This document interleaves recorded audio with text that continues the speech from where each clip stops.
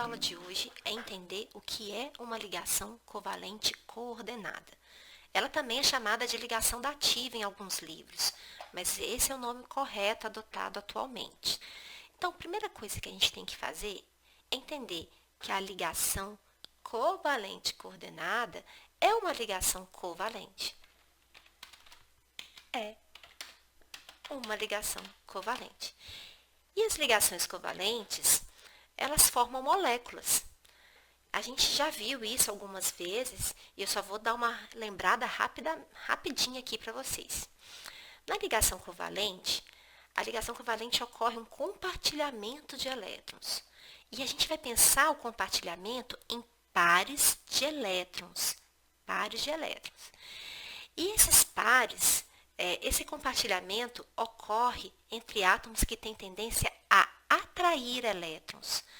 Esse tipo de átomo que tem tendência a atrair elétrons, de forma geral, são os ametais. Uma forma bem generalizada, porque eles são mais eletronegativos. E uma vez que são mais eletronegativos, conseguem, então, atrair o elétron do outro átomo. Então, o que eu tenho aqui?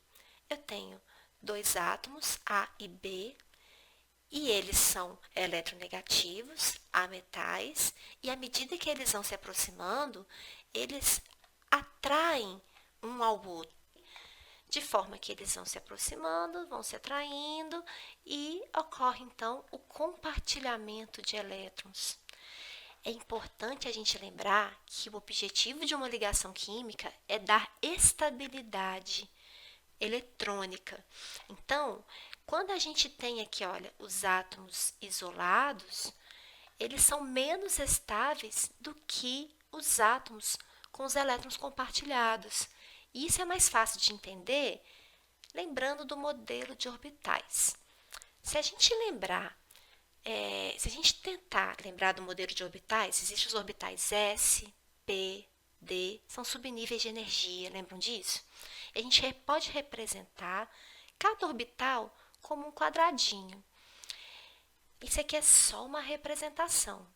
Aqui eu representei os elétrons como bolinhas, pontinhos. Aqui eu vou representar os elétrons como setinhas. Essas setinhas indicam o spin para cima ou o spin para baixo. Estão lembrados desse assunto? Quando a gente estudou o diagrama de Paulo? Dá uma corrida aí para relembrar, tá bom? Então, o que acontece aqui? Eu tenho um átomo A com um spin para cima e um átomo B com um spin para baixo. Esses elétrons estão desemparelhados. Olha, desemparelhados. Você lembra que cada orbital comporta no máximo 2 elétrons? Existe essa regra. Não tem jeito de ter 3 elétrons em um orbital eletrônico. Ou é 1 ou é 2.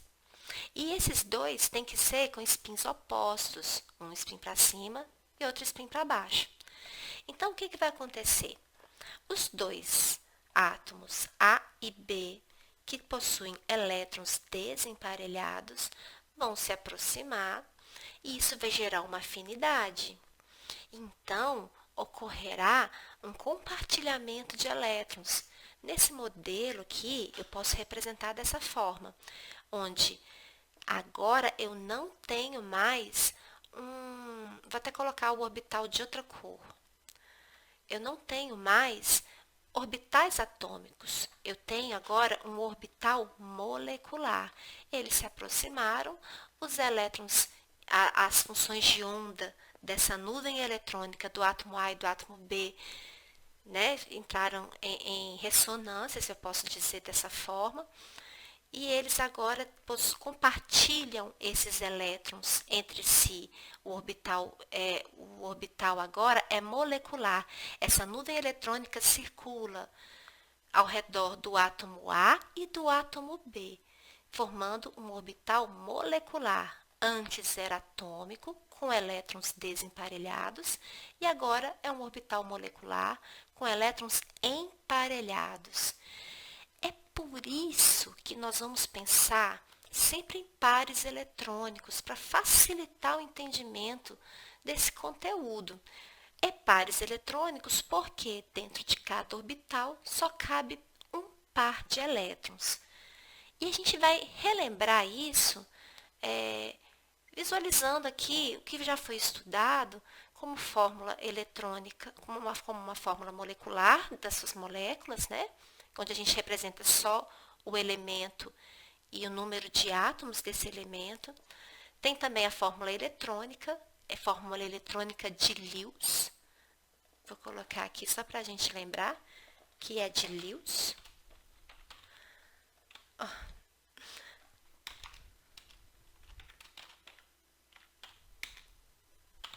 Fórmula eletrônica de Lewis.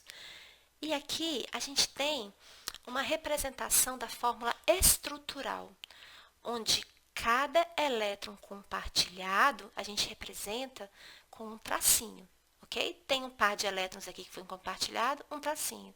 Tem dois, então são dois tracinhos. Aqui é uma ligação simples, ligação dupla, ligação tripla e ligação simples novamente aqui no caso do cloro.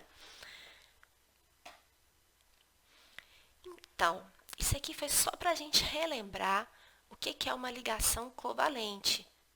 Afinal de contas, ligação coordenada é uma ligação covalente. Agora, vamos entender qual que é a diferença dessa ligação coordenada.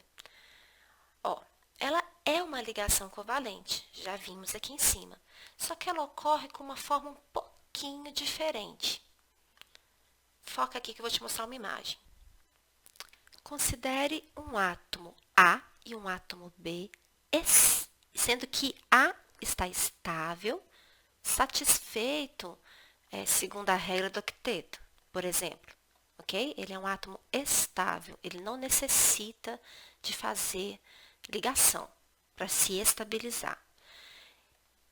E um átomo B que necessita de 2 elétrons, necessita de um par eletrônico. Então, essa é uma situação clássica em que vai ocorrer uma ligação coordenada. Tem alguns detalhes que eu vou te passar. Primeiro, A é um átomo estável e deve possuir um par de elétrons disponível para compartilhar. Então, se você entender que cada um desses elétrons aqui que eu representei como pontinhos, eles são um par de elétrons em um orbital, lembrando que eu posso representar um orbital em quadrados e colocar esse par de elétrons representando com setinha para cima e setinha para baixo, ok? Então, se você tentar entender que cada um desses elétrons aqui, olha, é um par de elétrons dentro de um orbital, você vai entender que só pode ser compartilhado um par de elétrons, porque ele está compartilhando um orbital inteiro. Esse átomo aqui, então, está estável, ele não precisa, ele tem todos os elétrons emparelhados, ele segue a regra do octeto, ele já se sente um gás nobre, tá certo? Ele não precisa compartilhar nada por necessidade. Aí chega o átomo B. O átomo B, além de precisar de um par de elétrons, ele também precisa atrair, ter força suficiente para atrair esse orbital, esse par de elétrons de A. Então, ele tem que ter uma eletronegatividade maior do que A, para ele conseguir atrair esse par de elétrons que está aqui, ó, esse par de elétrons. Ok? Na verdade, eletronegativo não é uma boa palavra aqui. A melhor palavra é eletrofílico, que significa, de forma literal, amigo de elétron. O átomo B tem que ter a capacidade de atrair esse par de elétrons, sim, mas não necessariamente por ser mais eletronegativo. Isso é um pouco mais complexo que simplesmente eletronegatividade. Então, vou substituir a palavra por eletrofílico. Sem essa premissa básica, essa ligação não vai ocorrer, porque B não vai conseguir atrair esse par de elétrons se ele não tiver força para isso, se ele não conseguir puxar esses elétrons. Ele tem que ter força para poder puxar esse orbital. Ou pode ser também um átomo neutro, mas eletronegativo, ou um cátion, por exemplo, um H+. Um H+, ele é positivo, ele consegue atrair esses elétrons com mais facilidade, porque ele é positivo, positivo atrai negativo, não é verdade? E olha que interessante, um H+, é um hidrogênio, e ele precisa exatamente de um par de elétrons para se alcançar a estabilidade eletrônica. Eu coloquei aqui para vocês que isso é muito importante, esse exemplo. Agora, vamos praticar para entender isso aqui melhor. Nosso primeiro exemplo aqui, só para a gente entender, nós vamos representar a molécula de monóxido de enxofre. Um oxigênio só ligado ao enxofre. O enxofre ele tem 6 elétrons na última camada. Então, a gente vai distribuir aqui em pares eletrônicos. Primeiro, eu coloco 4 elétrons ao redor do enxofre. E depois, eu emparelho. E eu vou emparelhar aqueles que estão mais longe do átomo. Colocando o 5º elétron e o 6º elétron em pares eletrônicos, para eu entender que aquilo ali é uma nuvem eletrônica, só que está com elétrons emparelhados, mas não vão ser necessário compartilhamento aqui nesse momento, ok? Então, esse aqui é a distribuição eletrônica do enxofre. E eu vou fazer a mesma coisa do oxigênio e vou representar os elétrons como outra cor para vocês entenderem melhor o que está acontecendo. Vou representar os elétrons do oxigênio de verde, e são 6 também. 1, 2, 3, 4. E agora eu vou emparelhar. 5, 6. 6 elétrons distribuídos ao redor do oxigênio e ao redor do enxofre. Então, agora eu vou compartilhar fazendo uma ligação dupla. Até agora, nada demais, né? Eu tenho aqui o S dupla O, ok? Isso aqui não é ligação covalente coordenada. Agora vamos analisar o caso do dióxido de enxofre. O dióxido de enxofre pode ser entendido como o óxido de enxofre acrescentando uma molécula, um átomo de oxigênio. Então, como é que isso vai ser? Esse aqui é o monóxido de enxofre, o mesmo aqui de cima, tá vendo? Veja que todos os elementos já estão estáveis. Eles não precisam de compartilhar elétrons para se estabilizar, tá certo? Aqui todos os pares de elétrons, eles estão emparelhados em seus orbitais e o átomo já está estável. Agora, isso segue a primeira regra, né? A primeira regra em que, primeiro, tem que ter um átomo estável com par de elétrons disponíveis para compartilhar. É o caso desse enxofre aqui. Agora, eu vou colocar um átomo de oxigênio. E esse átomo de oxigênio, que eu vou representar aqui, olha, ele também vai ter 6 elétrons na última camada e ele precisa exatamente de 2 elétrons. Não é essa a regra? Esse aqui tem que estar satisfeito de acordo com a regra do octeto, tem que estar estável, e o átomo que vai receber tem que precisar exatamente de 2 elétrons. É o caso do oxigênio. E não só isso. Se você for consultar a tabela periódica, você vai ver que o oxigênio ele tem eletronegatividade alta o suficiente para puxar esses elétrons do enxofre. Então, aqui vai acontecer uma ligação coordenada, antigamente chamada de dativa. Vamos representar ela aqui? O oxigênio, então, ele vai puxar esse par de elétrons e o enxofre vai doar. Ele não vai dar, os elétrons são deles, é do enxofre, mas ele vai compartilhar esses elétrons com ele próprio, né? E vai compartilhar também com o oxigênio. Então, esse par de elétrons aqui, ele não é mais só do enxofre, ele também é do oxigênio. Esses elétrons vão circular ao redor do oxigênio e do enxofre, vai ao redor dos dois, entenderam? Isso aqui é que é a ligação chamada de coordenada, covalente coordenada. A gente também vai representar ela só com um tracinho, vai ficar assim, olha, dupla, e aqui a gente vai colocar só um tracinho. Ficou esquisito aqui, peraí.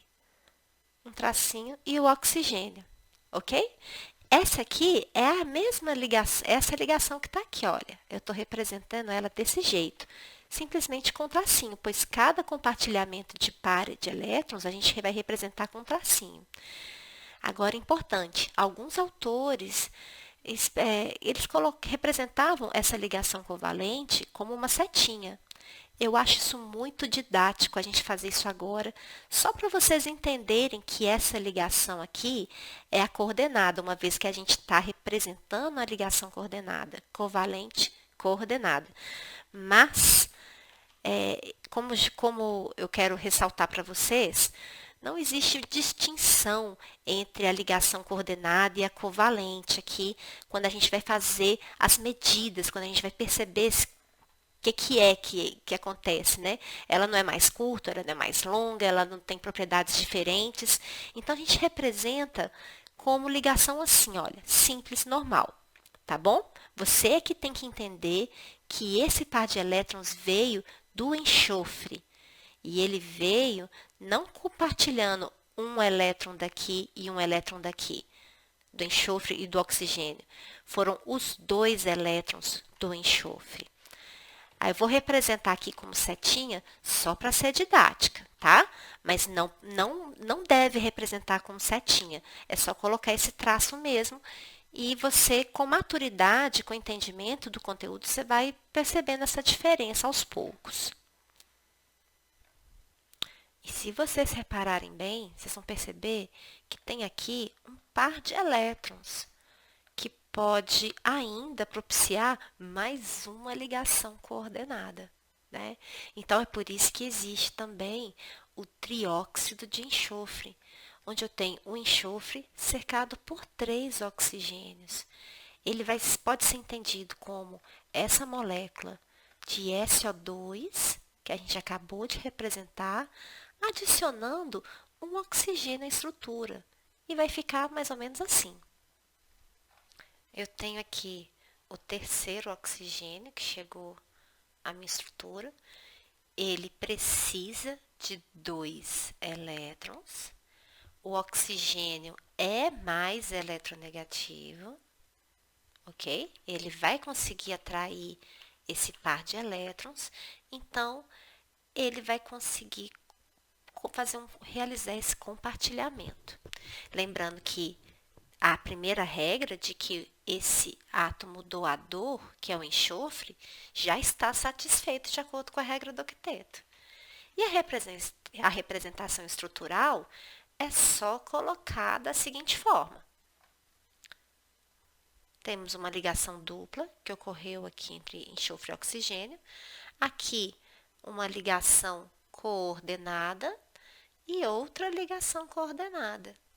Lembrando que eu posso representar aqui, para ser didática e facilitar o entendimento até vocês amadurecerem o conteúdo, representar aqui como setinhas, só por enquanto, para vocês entenderem que essa ligação aqui não é uma ligação simples comum, como que aconteceu no caso do hidrogênio.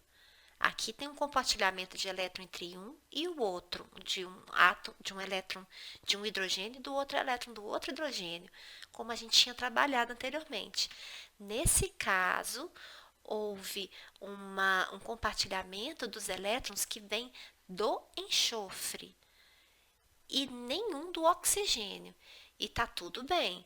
Esses elétrons estão sendo compartilhados aqui por esses átomos de oxigênio e o outro par de elétrons está compartilhado com esse outro oxigênio. Essa aqui é a ligação covalente coordenada que eu queria passar para vocês.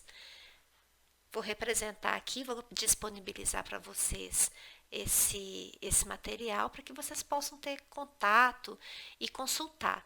Também recomendarei alguns vídeos para ajudar os alunos que têm alguma dificuldade com essa distribuição eletrônica de livros. Um forte abraço para vocês, até breve.